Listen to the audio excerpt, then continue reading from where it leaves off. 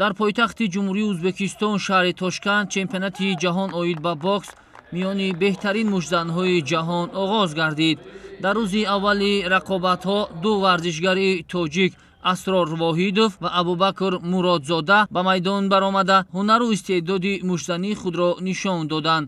Асрор Воҳидов дар вазни зери 57 килограмм баромад намуда бар рақибаш пирӯз шуда аввалин ғалабаи худро дар чемпионати ҷаҳони бокс ба даст овард. ёдовар мешавем ки муждани тоҷик Асрор Воҳидов дар вазни 57 килограмм муқобили намояндаи Корея Ли Эчан майдондорӣ намуда дастболо шуд. бояд гуфт ки Асрор Воҳидов таҷрибаи хуби ҳунарнамоӣ дар чунин мусобиқоти сатҳи баландро дошта, бар муқобили Ли Эчан зарбаҳои дақиқ ва саривақтиро анҷом дода, ҳамин гуна баъд аз анҷоми ин қувозмоӣ доварони гирди ринг бартариро ҷониби намояндаи Тоҷикистон доданд ва ҳамин тавр Асрор Воҳидов ба даври дуюми чемпионати ҷаҳон оид ба бокс рохат пайдо намуд.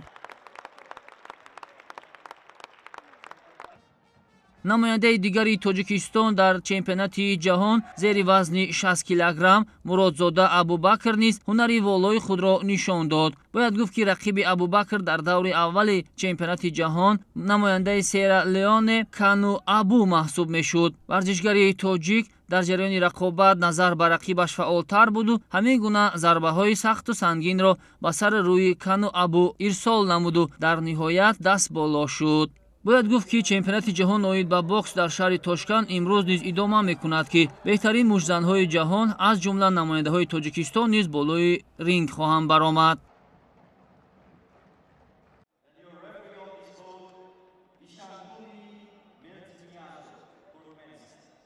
чемпионати ҷаҳон оид ба бокс миёни мардон дар шаҳри Тошканди ҷумҳурии Ӯзбекистон бо маром ҷараён дорад ва 4 муштани меҳан дар рӯзи дуюми рақобатҳо ба ринг баромада 3 нафари онҳо ба марҳилаи дуюми мусобиқа рохат гирифтанд.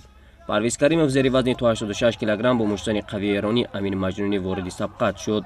дар раунди аввал намояндаи Эрон аз худ маҳорати баланд нишон дода зарбаҳои ҳадафраси бештар дошт ва ин раундро бо бартарии зиёд аз худ намуд. дар раунди дуюм бошад Парвиз Каримов ба кулли рафти рақобатро идора мекард. то интиҳои рақобат ду маротиба варзишгари эронӣ Амин Маҷнунӣ ба нокдаун рафт ва дар интиҳо бо қарори якдилонаи доварон Парвиз Каримов пирӯзиро ба даст оварда ба марҳилаи ҳашакниҳои мусобиқа баромад. яке аз диданитарин рақобатҳои рӯзи дуюми мусобиқа мазкур ин баромади муштани қавии тоҷик Некрӯз Салимов муқобили Маддаҳома Муҳаммад аз ҷазираҳои Комор буд. Некрӯзи мо дар ҳамон раунди аввал бо як зарбаи рустамонаи хеш ҳарифро ба нокаут равона намуда дар ҳамин раунд пирӯзӣ ба даст овард.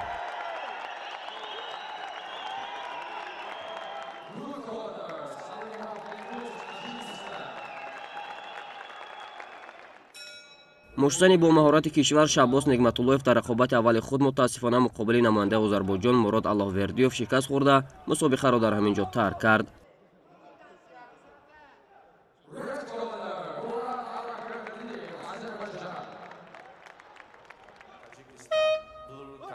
Баҳодур Усмонов зери вазни то 65 килограмм рақобати аввалини худро дар чемпионати ҷаҳон бо Алекс Висенди Мишел аз Танзания доир карда бидуни имконат бар ҳарифи хеш бо ҳисоби 5-0 ғалаба кард.